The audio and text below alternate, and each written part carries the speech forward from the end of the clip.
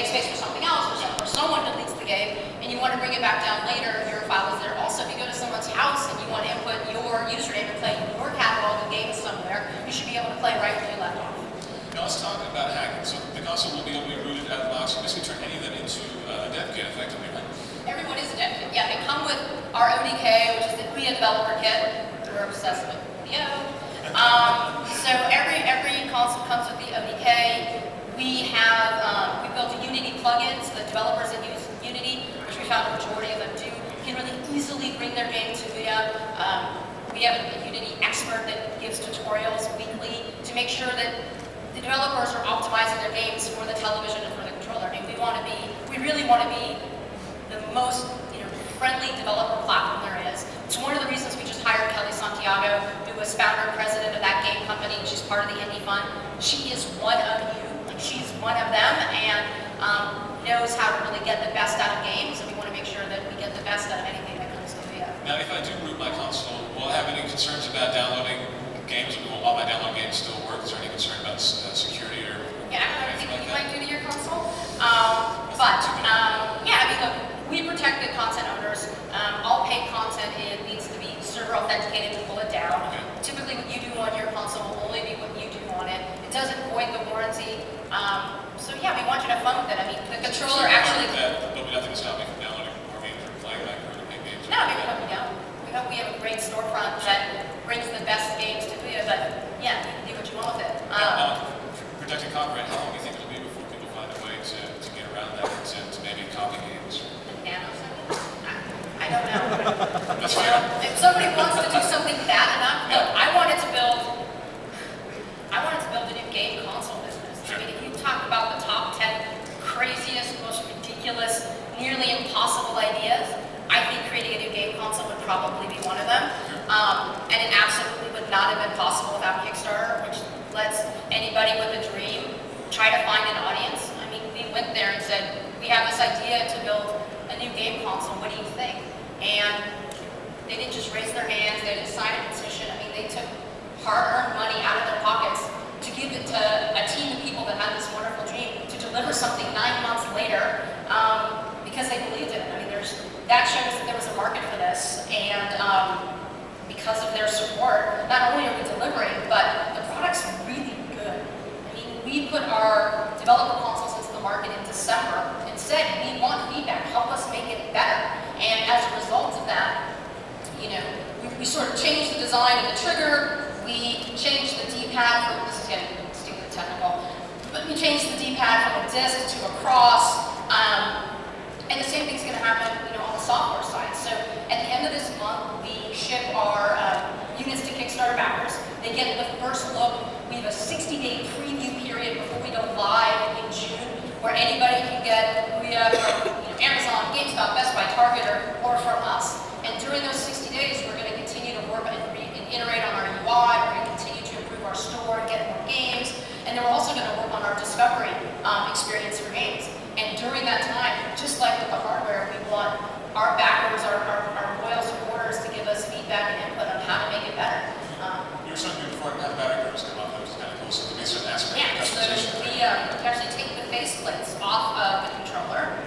The batteries are underneath the handle, so it gives you more room in the back. It also allows for cool customization later.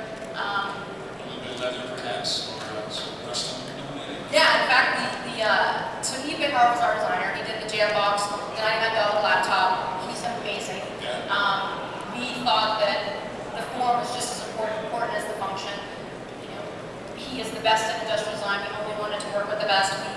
In our first meeting, I mean, he saw the product market fit. He knew there was room in the space, not only for an inexpensive console that really opened up the television to all different types of creators, but just the need to have something beautiful that people would love to look at. And so what was critical to that, unlike this development console, is it's brushed aluminum. And so if you ever pick up anything aluminum, it's cold, right? So I was telling you earlier, we have them, and so you pick up your controller to start playing a game, and it's cold, and you immediately you're in.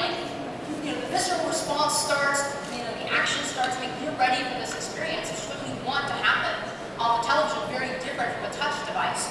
And he got it right away, and he's been amazing, and we're just, we're thrilled with what we have. Obviously, the materials will be different between the dedicates and the final retail models, or the Kickstarter models. Any other differences between those models? The specifications are exactly the same. Other than the brush aluminum, there's a greater weight.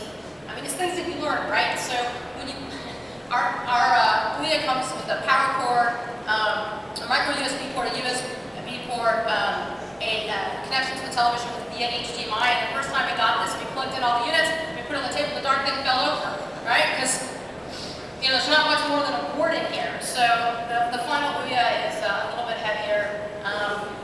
Yeah, but the specifications are down. Yeah. Okay.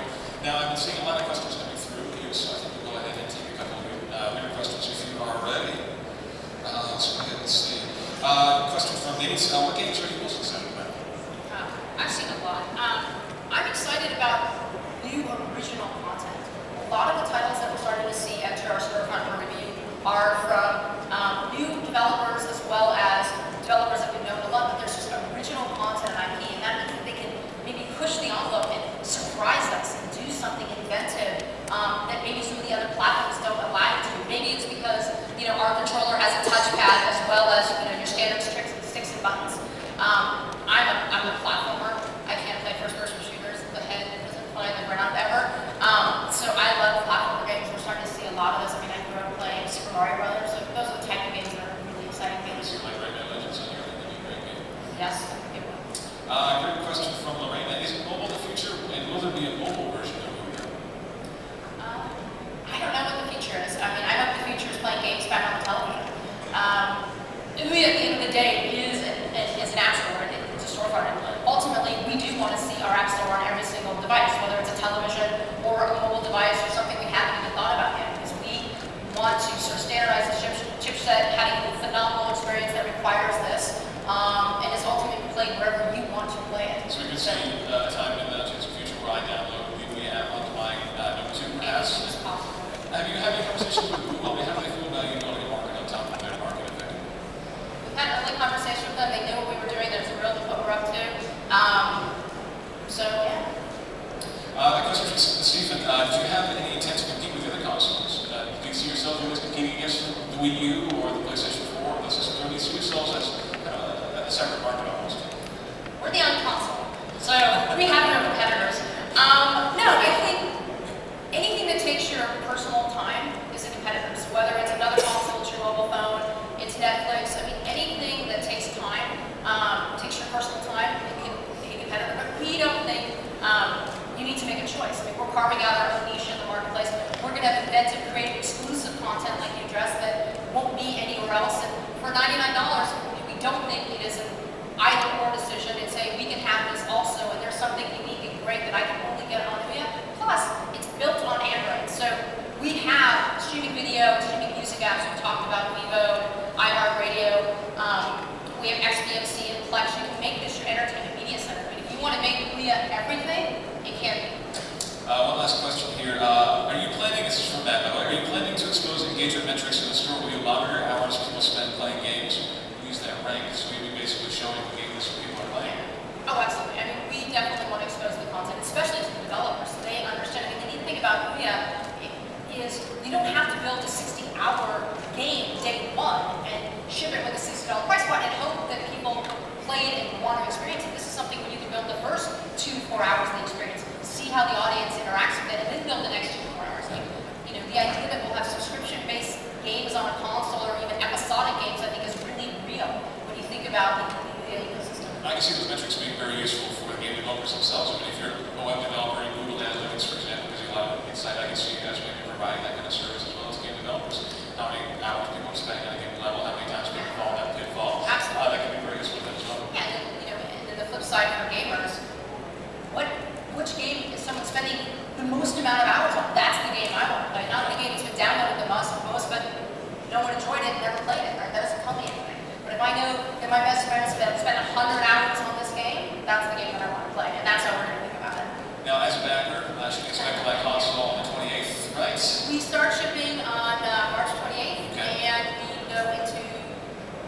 we launch in June.